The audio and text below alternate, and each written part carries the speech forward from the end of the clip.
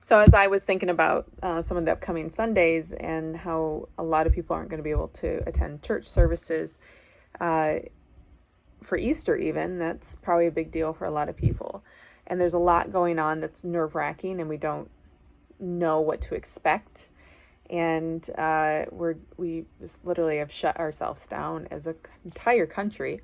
So I definitely wanted to find a way, like, where can I have comfort? Where can I have an experience that connects me with others, but also grounds me, to know that it's going to be okay, especially when you have young children that are like looking at you and wondering, like, why am I out of school? And what's going on here? Why is everything shut down? Why don't I get to go into the store? It's just Adeline's wondering, I think, right now is uh, so one of the scriptures that came up was Psalms 130.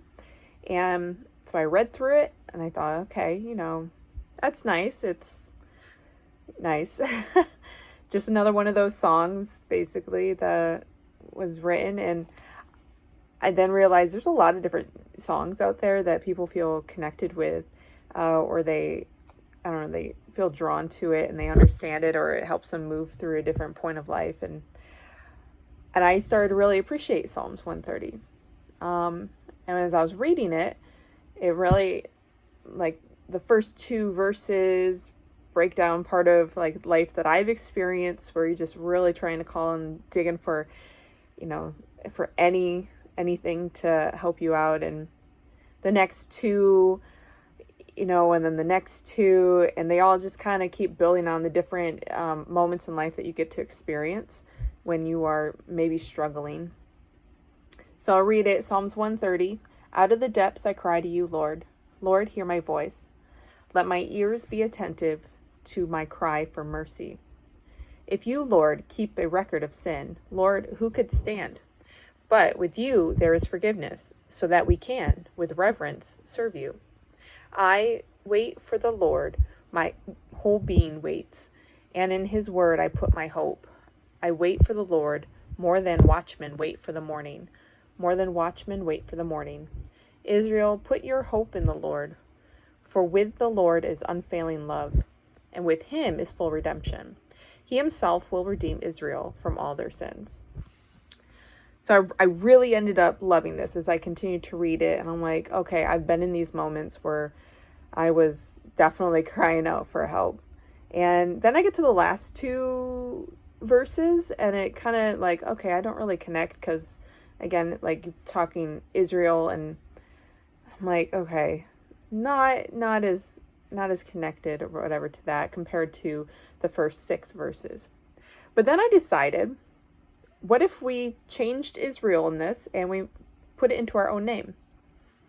So instead of Israel, put your hope in the Lord, I could say for myself, Alicia, put your hope in the Lord. For with the Lord is unfailing love, and with him is full redemption. He will redeem you from all your sins. And that right there made it very personal. And it was like this callback of, I understand that you're going through all this stuff, but put your hope in the Lord and trust that, and it's going to be okay. So then I started reading it with the verses 1 and 2. Say, out of the depths I cry to you, Lord. Lord, hear my voice. Let your ears be attentive to my cry for mercy. And then I would jump back to verses 7 and 8. Alicia, put your hope in the Lord, for with the Lord is unfailing love, and with him is full redemption. He himself will redeem you from all your sins.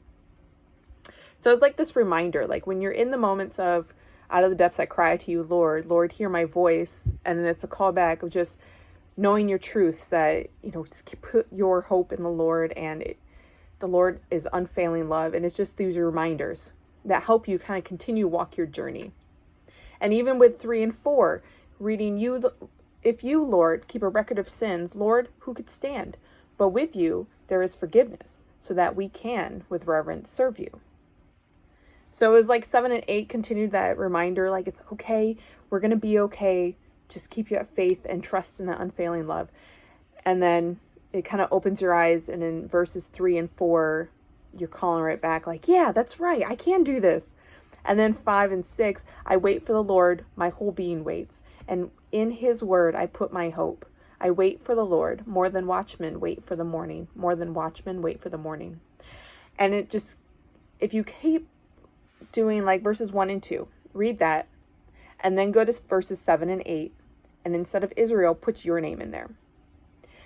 Then read 3 and 4, and then flip back to 7 and 8 with your name in it. And then 5 and 6, and 7 and 8 with your name in it. And it becomes this meditation. So out of the depths I cry to you, Lord. Lord, hear my voice. Let your ears be attentive to my cry for mercy. Alicia, put your hope in the Lord. For with the Lord is unfailing love, and with him is full redemption. He himself will redeem you from all your sins.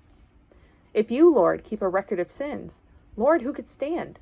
But with you there is forgiveness, so that we can, with reverence, serve you. Alicia, put your hope in the Lord. For with the Lord is unfailing love, and with him is full redemption. He himself will redeem Israel for all their sins. I wait for the Lord. My whole being waits, and in his word I put my hope.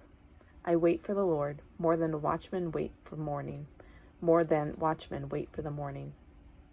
Alicia, put your hope in the Lord, for with the Lord is unfailing love, and with him is full redemption. He himself will redeem you from all their sins, all your sins. So there's a calming to it. It's just a constant reminder that I know that you're worried. I know that you're frustrated. I know there's a lot going on. Do not forget this truth, though. I myself, I deal with depression, and I have my truths. I know that I'm loved, and I know I'm worthy of being loved. Those are my basics. And I know no matter what, I'm going to shower. No matter what, my teeth are going to get brushed. And I'm going to force myself to do those things. And sometimes I'm going to put pajamas right back on and hop into bed. But I take care of the body. Even when my mind and my body also need to rest during those lows of depression. Whether they're triggered by this chaos going on right now or just general imbalances. And there's days that will be tough. And I think you should always read 7 and 8. You should always, in your prayer, do your call outs, do your, share your true frustrations, and then always remember to go back to 7 and 8 and remind yourself, okay, I got this. And I think we all do got this. And we should all be working together and walking together.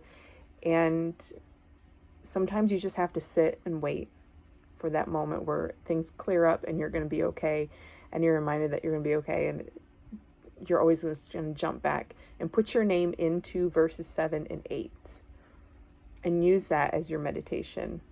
Use Psalms 130. And I think it should, for a lot of you, be able to help calm you. And just it has that reminder that it's going to be okay, even though it doesn't always look that way. And as always, you are worthy to love and to be loved. That is a truth for every single person out there. No matter where you've been in life and what's going on, you are worthy to love and to be loved.